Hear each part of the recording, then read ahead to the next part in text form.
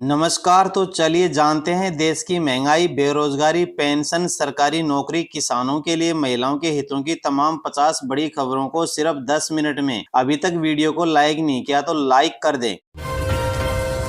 अग्निवीरों को मिलेगा पुलिस और पीएससी में 20% आरक्षण, कैबिनेट का अहम फैसला।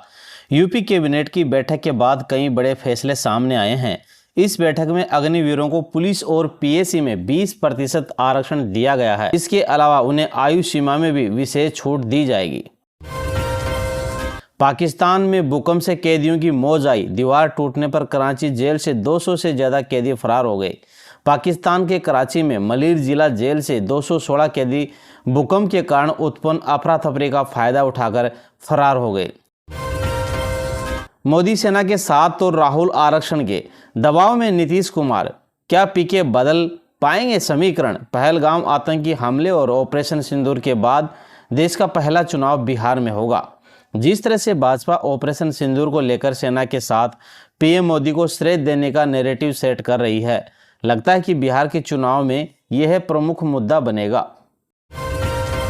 किसानों के लिए खुशखबरी, जाने कब जारी होगी पीएम किसान योजना की 20वीं किस्त। 24 फरवरी 2025 को प्रधानमंत्री नरेंद्र मोदी ने बिहार के भागलपुर में 19वीं किस्त जारी की, जिसके तहत 9.8 करोड़ से अधिक किसानों को 22,000 करोड़ रुपए से ज़्यादा की राशि वितरित की गई। 20वीं किस्त का लाभ उठाने के लिए किसानों को ई-केवाईसी पूरा करना अनिवार्य है। ई-केवाईसी के लिए किसान आधिकारिक वेबसाइट पर जाकर ओटीपी के माध्यम से या नज़दीकी जन सेवा केंद्र पर बायोमेट्रिक प्रक्रिया द्वारा इसे पूरा करा सकते हैं। मऊ सदर सीट पर 30 सालों का सूखा खत्म करने की तैयारी में है भाजपा। क्या मुख्तार के किले में लगेगी सेंध?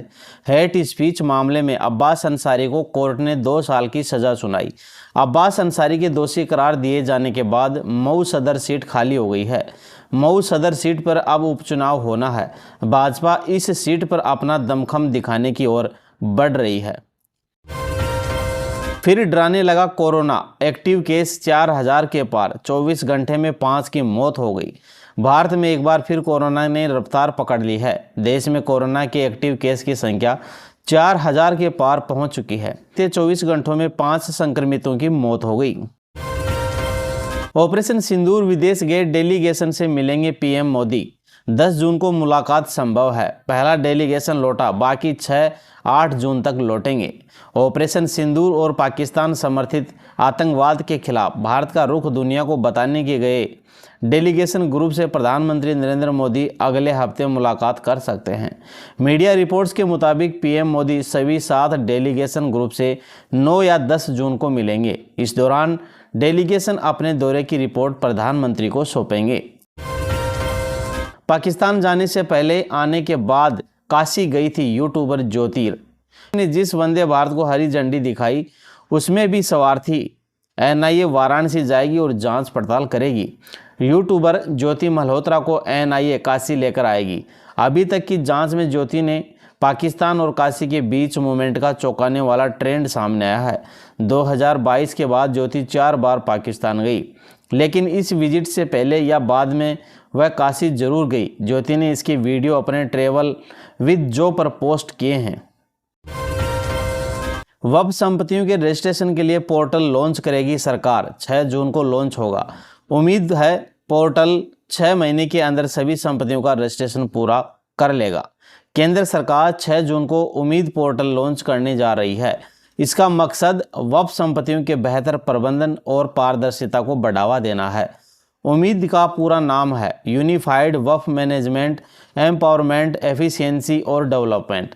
यह एक सेंट्रल पोर्टल होगा जिस पर देश भर की वक्फ संपत्तियों को रजिस्टर किया जाएगा। अपनी दुल्हनिया के साथ दिखे खान सर, लाल जोड़े में चेहरे तक घूंघट, स्टेज तक हाथ पकड़कर साथ चले दोनों। अपने अलग अंदाज से पढ़ाने के लिए मशहूर खान सर ने शादी कर ली है। आज यानी 2 जून को उन्होंने रिसेप्शन की पार्टी दी। इस दौरान खान सर अपनी दुल्हनिया के साथ दिखे। खान सर अपनी पत्नी का हाथ पकड़कर स्टेज तक लाए। खान सर और उनकी पत्नी का वीडियो भी सामने आया है, जिसमें खान सर की पत्नी लाल रंग के लहंगे में दिखाई दे रही है। हनीमून मनाने गए शिलोंग, 11 दिन बाद शव मिला। इंदौर के युवक की टैटू से शिनाख्त हुई। ड्रोन ने खोजा शव, पत्नी की तलाश जारी है। मेघालय के शिलोंग में 11 दिन से लापता इंदौर के कपल में से पति राजा रघुवंशी का शव सोमवार को एक खाई में मिला है। उनकी पत्नी सोनम रघुवंशी की तलाश अभी जारी है। यह कपल हनीमून मनाने मेघालय के शिलोंग गया था। यहाँ दोनों ओसरा हिल से 23 मई की शाम के बाद से लापता हो गए। तब से अलग अलग 6 टीमें उनकी सर्चिंग में जुटी हैं। इंडिगो की फ्लाइट से 4000 फीट ऊंचाई पर गिद्ध टकराया। विमान के फ्रंट में डेंट आया। इमरजेंसी लैंडिंग कराई गई। 175 यात्री सवार थे। रांची के लिए उड़ान भरने वाली इंडिगो की फ्लाइट को पक्षी टकराने की वजह से इमरजेंसी लैंडिंग करानी पड़ी। घटना आज यानी सोमवार 2 जून दोपहर 1:30 बजे की है। TOI की रिपोर्ट के अनुसार फ्लाइट जब रांची एयरपोर्ट से कुछ दूरी पर थी तभी उससे एक गिद्ध टकरा गया। बिहार सरकार के मंत्री मंगल पांडे ने मुजफ्फरपुर कथित बलात्कार मामले पर कहा, यह बहुत ही दुखद और दर्दनाक घटना है। घटना के तुरंत बाद आरोपी को पकड़ लिया गया और SSP ने कहा कि तुरंत चार्जशीट दाखिल की जाए और स्पीडी ट्रायल चलाकर आरोपी को सजा दिलाई जाएगी। पीड़िता का इलाज 2 जगहों पर हुआ।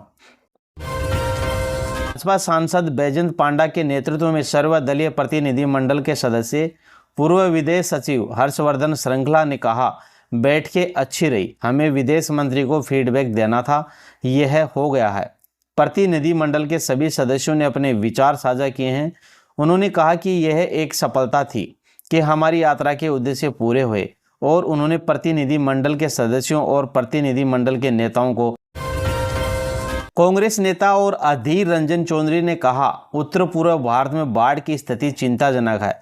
उत्तर पूर्व भारत की एक बड़ी आबादी इस बाढ़ की चपेट में फंस चुकी है। सूबे और केंद्र की सरकार को आपातकालीन स्थिति को समझकर सभी बाढ़ पीड़ितों और जरूरतमंदों को राहत देने का प्रयास करना चाहिए।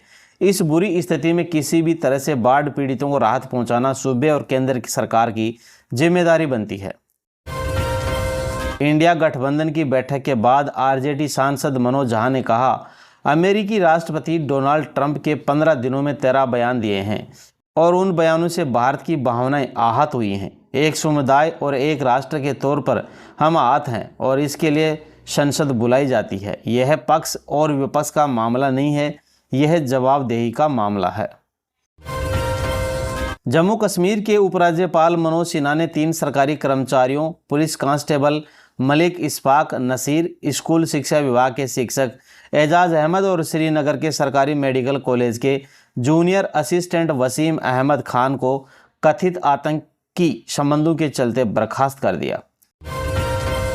मानसून की आंधी तूफान के साथ एंट्री हो गई है। अगले 24 घंटों में भारी से अति भारी बारिश होने की सूचना अलर्ट है।